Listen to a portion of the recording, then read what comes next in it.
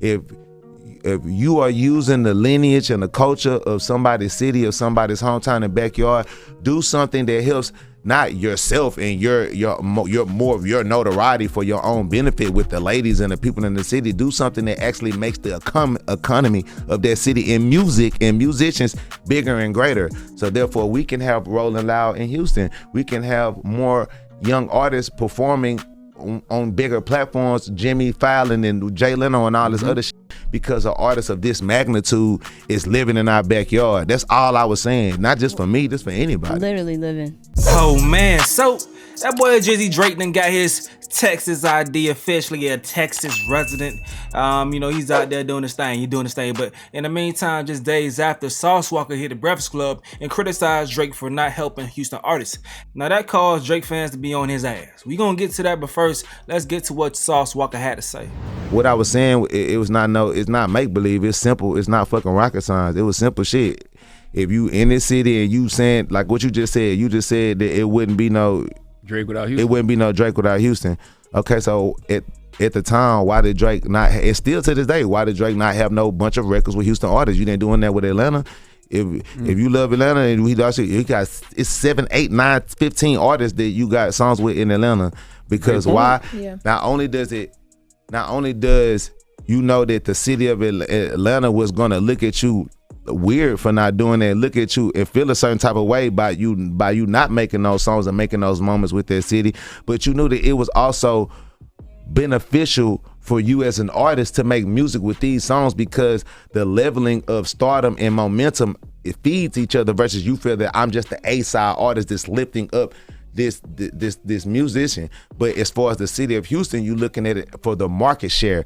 All of these country ass people in Houston, they got all of this land, all these clubs, all these women, all these people in these big ass arenas and events that's going on, but they don't have a large community and representatives of people that are knowledgeable about the music industry, that have resources that can say, hey, y'all been around this artist and you helped them, you was in the studio when they was making that song, you told them to add this and this on the hook, you get a couple writer points for that. Or you was up in there when you made the beat, you supposed to get, okay, y'all was in the, you brought him to Houston and you took him to this club, and you took him to this hood and you introduced him to Charlamagne. It's a feature in the song come behind that.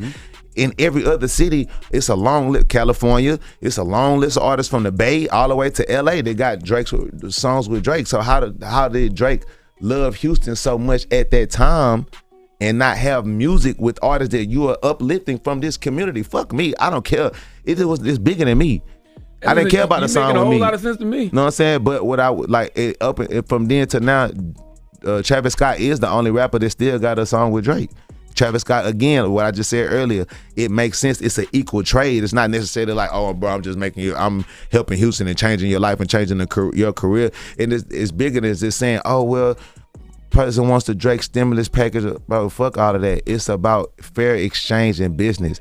If you are using the lineage and the culture of somebody's city or somebody's hometown and backyard, do something that helps not yourself and your more of your notoriety for your own benefit with the ladies and the people in the city. Do something that actually makes the economy of that city in music and musicians bigger and greater. So therefore, we can have Rolling Loud in Houston. We can have more young artists performing on bigger platforms, Jimmy Fallon and Jay Leno and all this other shit, because an artist of this magnitude is living in our backyard. That's all I was saying. Not just for me, just for anybody. Literally living. Okay, so I ain't gonna lie, I do understand where he's coming from, and I do understand the people that's disagreeing with him also. I'm gonna get to that in a second, but I've always felt like Drake benefits from these features just as much as the artist does. It keeps him relevant, keeps him new. If it wasn't for the artists in Atlanta, Memphis for a quick second, the Tay Keith producer, certain things like that, if it wasn't for those folks, him tapping in with these regions like that, then Drake would have went fully pop.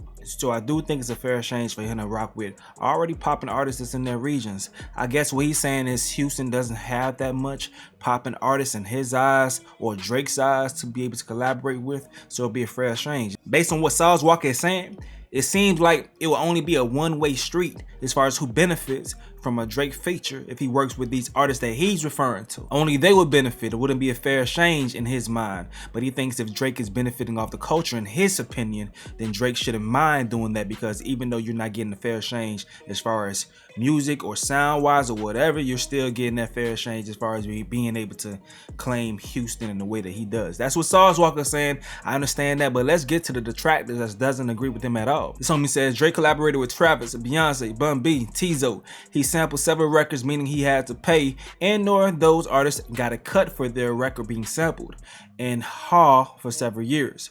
Travis' biggest records is with Drake, penned hits for Beyonce too. Come on, bro. Meg would've got a feature, but something happened after they met that we don't know about. Sauce would've got a feature had he not bugged out on him years ago. You know, he got a beef with Young Thug that I'm pretty sure Drake is choosing Young Thug's side. Travis featured on half of his albums, had Pimp C on his biggest album. This page right here says Drake has shown support for Houston his entire career. It's essentially where his career started. Y'all saying he's still in Houston culture, but Drake was nervous about this exact same thing and y'all accepted him. He shares this excerpt and says since then Drake has been outspoken in his support of Houston-based organizations, sports teams, and initiatives. In fact, his song November 18th is about Houston. I was really nervous because I made a song for a city that I wasn't from, a brand of music that didn't necessarily belong to me because I'm from Canada. He said, and I got accepted. They listened to it, they loved it, and they made it one of their anthems here. This person right here says, I'm sick of you niggas. Y'all want Drake to hold y'all hands and blow up y'all careers instead of putting in the work for yourselves. Funk y'all clowns for real, for real.